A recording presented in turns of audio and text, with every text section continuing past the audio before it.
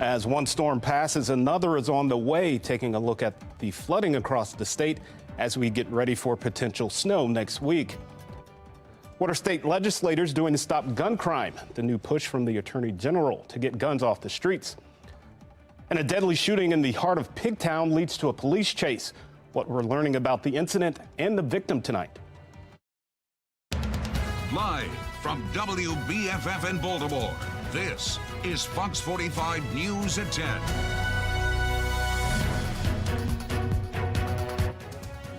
And we are tracking the impact of some wicked weather across Maryland, along with the chance of some snow for next week.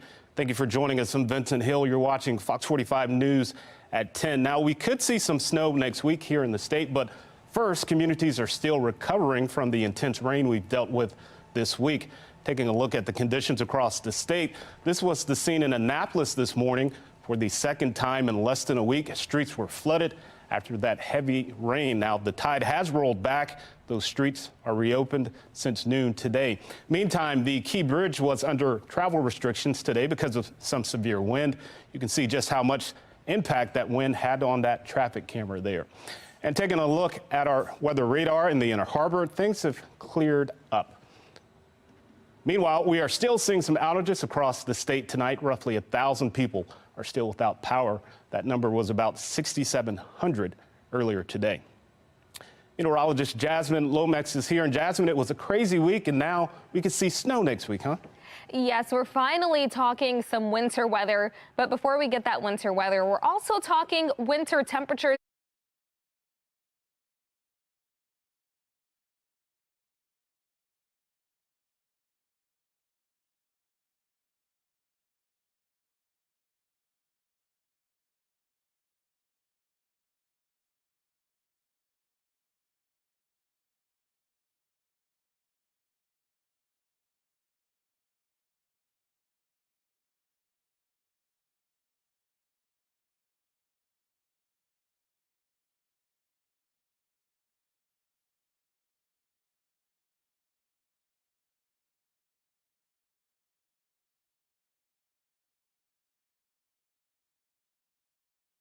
It would be immediately challenged in court.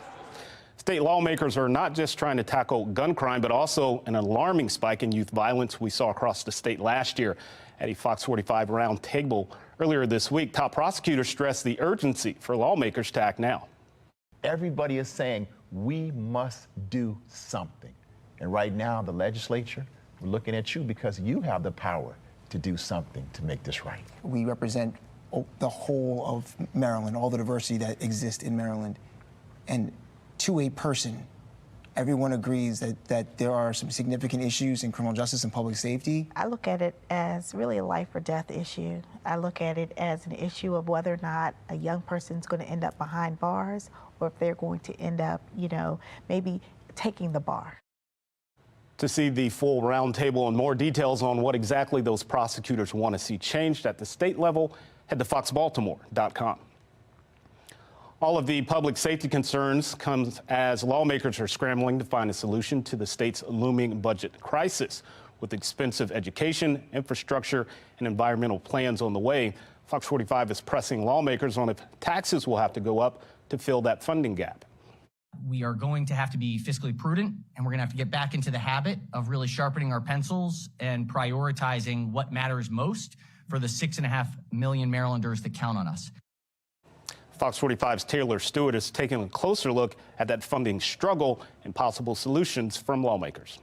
I think that anything and any conversation around taxes, people need to understand that my bar for that is very, very high. But the conversation is apparently not off the table. This economy has been stagnant for years. The tax base has not grown, and therefore it's simply difficult to balance. Less than a week before unveiling his 2025 fiscal year budget, Governor Westmore not officially ruling out tax increases. The state is currently projected to have a $761 million deficit this budget year. Meantime, there's a growing list of expansive and expensive proposals, like the estimated annual $1 billion request from the Maryland Department of Environment to combat climate change, a multi-billion-dollar red line expansion, a new center for crime intervention and prevention. Meantime, we're struggling with Kerwin. Mounting pressure to help fund or scale back massive increases in education spending from the state's Kerwin plan. Well, we will see additional cuts. And what we're hearing from state legislators right now, at least some of the leaders, let's say of the state senates, for instance, is that they are not interested right now in increasing taxes. I don't see any need for wholesale tax increases in any way. I think there are a couple areas where we may have to look at special funds. Senate President Bill Ferguson saying last week he doesn't see the need for wholesale tax increases. Lawmakers on both sides of the aisle, though, know how quickly that can change over the next 3 months. I've been here long enough to know that sometimes in the middle of the session meal, your appetite changes and all of a sudden things pop up. Governor Moore must present his budget Wednesday. Then it'll be up to the General Assembly to wrestle with the deficit and make some tough calls before it comes to the floor for a final vote. This is not an election year for the members of the General Assembly. They were elected in 2022 to 4-year terms. So is it conceivable that they will ultimately decide to raise taxes? Yes. Taylor Stewart, Fox 45 News. Fox 45's Mackenzie Frost will be in Annapolis following every step of this year's legislative session over the next 3 months. You can watch all of her coverage on air and online at foxbaltimore.com.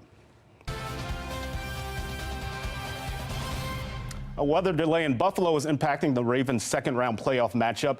That means the Ravens will have less time to get ready for their second-round playoff game here in Baltimore. Rocco, so what does this exactly mean for the team?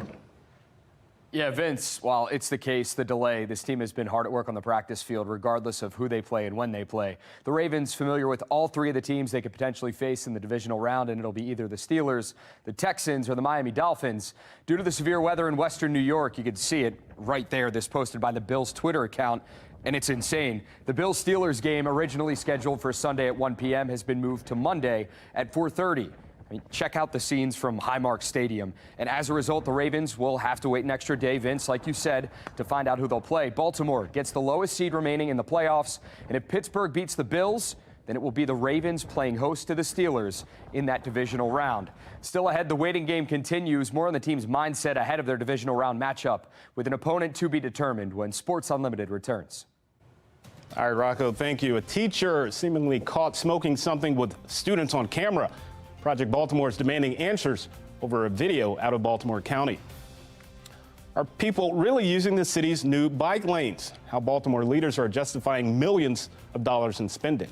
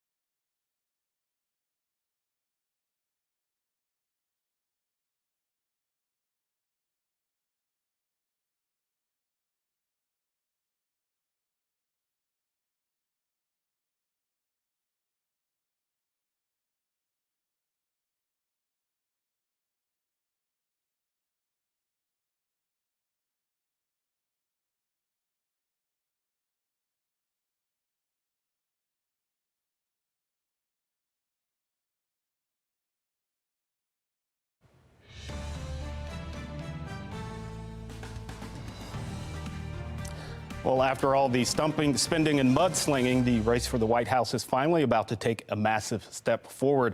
Iowans will caucus on Monday and decide which Republican will take the first big trophy and the momentum that comes with it. Sinclair's chief political correspondent, Scott Thuman, has more. Leading up to a freezing Iowa caucus, many GOP candidates feel like they got the cold shoulder. Only 3 candidates in double digits, and former President Trump way on top.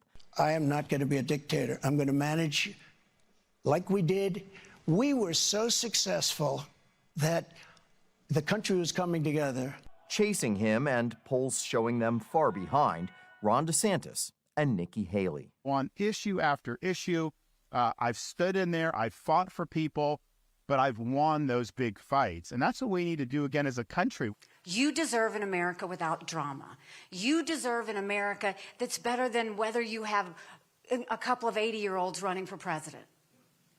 You deserve better than what we've got. A Suffolk University poll released Thursday shows Trump way ahead of the pack with 54% support. Haley over DeSantis by 7 points, and businessman Vivek Ramaswamy is at 6%. In recent years, Iowa hasn't been a great predictor of who will wind up as the nominee, but it can make or break campaigns. It's not just about where you finish in the Iowa caucuses, it's about where you finish relative to expectations. Even if DeSantis or Haley or Vivek Ramaswamy can pull off a massive upset, that doesn't guarantee that it's going to be an earthquake that forever changes this. As Haley and DeSantis hope a strong second-place showing will provide a boost heading into New Hampshire next week, the big question will be whether Trump can begin to run away with the nomination starting Monday night. In Washington, I'm Scott Thuman. Coming up, winter storms shutting down flights and putting millions on high alert, the damage they're causing, and the chances we could see snow in Baltimore next week. Johns Hopkins is walking back a letter calling out groups of people as privileged, taking a closer look at the debate it's caused.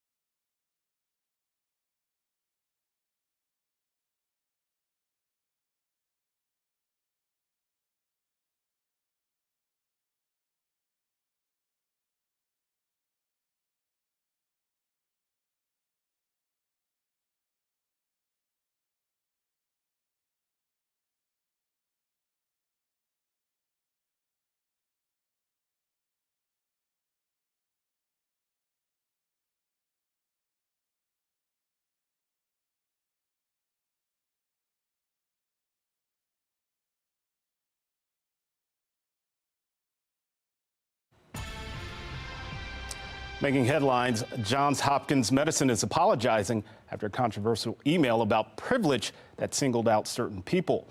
Fox 45's Jessica Babb takes a closer look at how Johns Hopkins is now responding. Johns Hopkins Medicine is now walking back the internal email that was sent out, saying it doesn't reflect their values. I think it's an extremely difficult conversation to have. A difficult conversation about diversity and privilege. I think it makes Johns Hopkins look bad.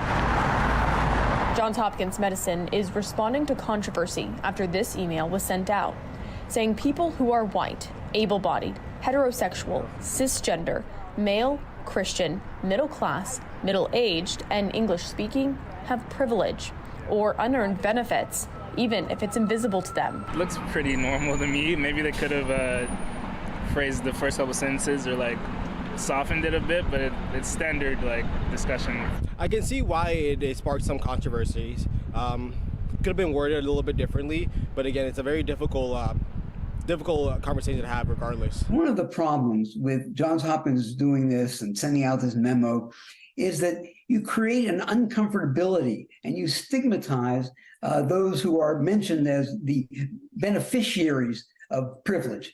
And I think that's a bad idea. In a statement, a spokesperson from Johns Hopkins Medicine says the January edition of the monthly newsletter from the Office of Diversity, Inclusion, and Health used language that contradicts the values of Johns Hopkins as an institution.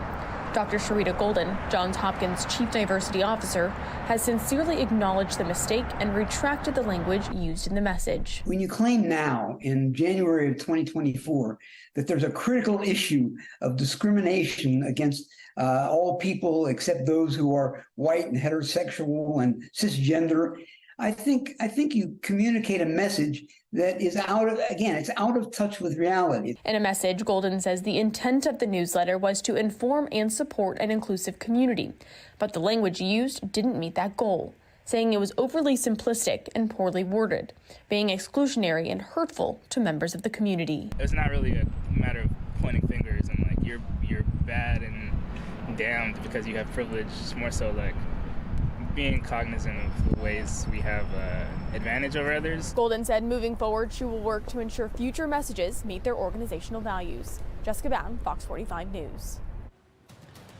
Just how much money is the federal government wasting? The growing concerns over spending plans on Capitol Hill.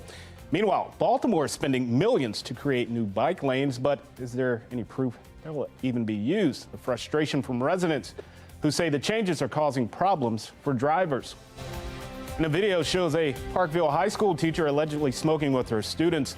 A student at the school now sharing his thoughts on the viral video. And we are getting ready for a very cold night as temperatures drop to the 20s. Wind chills will be even lower, and we keep the cool trend tomorrow. I'll let you know what to expect as the weekend comes to an end in my Weather Authority forecast.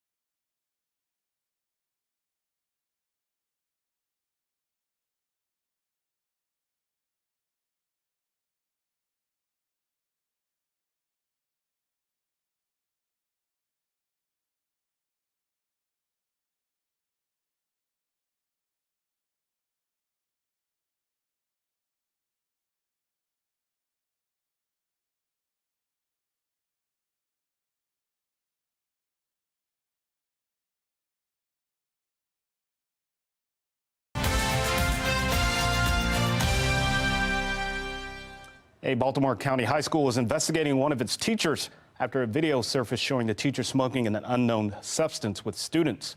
Project Baltimore obtained that video, and now students are talking.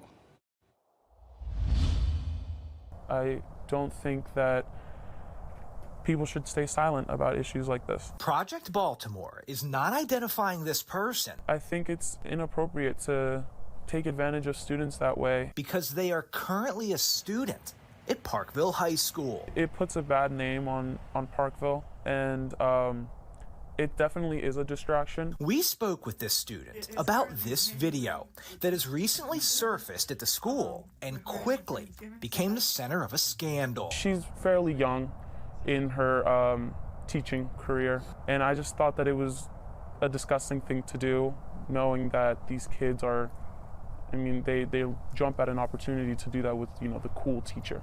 The video was recorded in January 2023, 1 year ago. It begins with this teenager, who we are not identifying because she is a minor. She is sitting outside at a table with 3 other people who she introduces by name. 2 of them are also teenagers who we are not identifying. The third is this woman in the hooded sweatshirt, identified in the video as Spraker. You got a Spraker? At 14 seconds into the video, the teenager pauses as Spraker leans over and offers her an unknown substance. The teenager then inhales and blows smoke into the camera. The video ends. Project Baltimore has confirmed all 3 teenagers in the video are students at Parkville High School. The woman in the sweatshirt, identified as Spraker, is 25-year-old Sierra Spraker, a social studies teacher at Parkville High School. I'm calling for Sierra Spraker. Project Baltimore reached out to Spraker. We texted, emailed, and left a voicemail, but never heard back. The next day, what appears to be Spraker's social media accounts on Instagram and LinkedIn, which identify her as a Baltimore County teacher, were shut down. We also called all 3 students who appear in the video. We spoke with 2 of the students and a relative for the third. They all declined to comment on the video, which was recorded 12 months ago. We asked the student why it took a year for the video to surface. I think what took so long was that the teacher had become friends with so many kids and they wanted to protect her, and I think they just didn't want her getting in trouble. Last week, as the video was circulating around the school, Parkville High School's principal sent this letter home to parents. The principal references the video, saying it shows a teacher engaged in inappropriate behavior with a group of students. Project Baltimore, on Wednesday of last week, sent the video to Baltimore County Public Schools' central office, asking what actions, if any, the district is taking to address the situation. We received a response saying this incident is under investigation. Sources tell FOX45 Spraker was teaching Tuesday, January 2nd at the school, but she has been out since. What do you think should happen? I think she should have her license revoked. I think she shouldn't be teaching at any school, and I think some real legal repercussions should be taken. Project Baltimore will continue to follow this story. If you have any information on this incident, or if you have any other concerns about your child's education, call our hotline, send me an email, follow us on social media, or go to foxbaltimore.com. I'm Chris Pabst, and this is Project Baltimore. Making headlines, a deadly crash in Anne Arundel County this morning. According to police, it happened in Shadyside. Police say a car crashed into a telephone pole, killing at least 1 person and closing the road for hours this morning. The cause of that crash is still under investigation.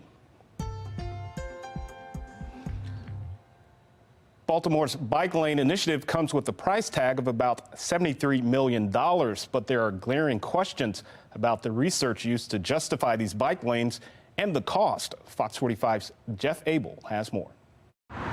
On the stretch of Harford Road, where the city has eliminated 2 lanes of traffic and installed 2 lanes for bikes, drivers are backed up and fired up. How many bikes have you seen? I haven't seen a bike around here since I've been around. How many bicycles do you see? None!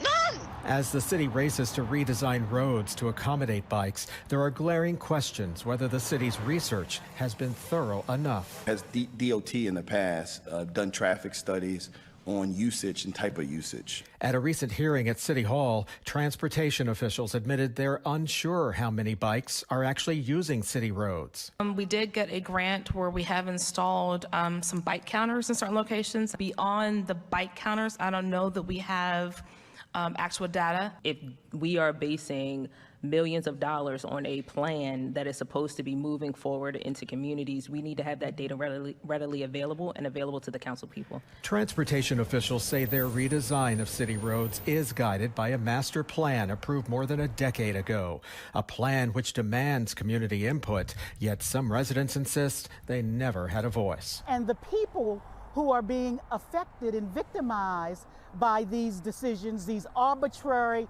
and capricious spending of dollars, seem to have no voice. We've been ghosted by government. The community engagement needs to be stronger there. In Lauraville last month, the city did seek community input about another stretch of Harford Road now set to be redesigned. Georgia Corso walked into the meeting with concerns and walked out fuming. It was there to support the bike lanes. It was not there to get a feel of what the neighborhood wanted. Without proper research, retired state highway engineer Gene Simmers believes the city has fallen short. It gives all the appearances that it's just being jammed through because of a few very diligent and very strong supporters of bicycles. And that was Jeff Abel reporting. City planners saying 4 more years, bike lanes will cost the city $73 million. A winter storm moving across the country has millions of people on weather alert tonight. 35 states face winter advisories or warnings from storm systems stretching from California to Texas, all the way up to Maine. More than 240 daily cold temperature records could be tied or broken across the U.S. through Tuesday. And we could see some snow here next week in Maryland, but first let's take a look at the aftermath of those storms last night. Taking a look at the conditions across the state. This was the scene in Annapolis this morning. Streets were flooded after the rain and those high tides last night. Crews were able to reopen the streets around noon. This is the second time this past week Annapolis has had to deal with flooding like this. Meanwhile, the Key Bridge was under travel restrictions because of some severe wind today. You can see just how much impact it had on that traffic camera. And taking a live look at our weather radar in the Inner Harbor, things have cleared up, but again, we could see some snow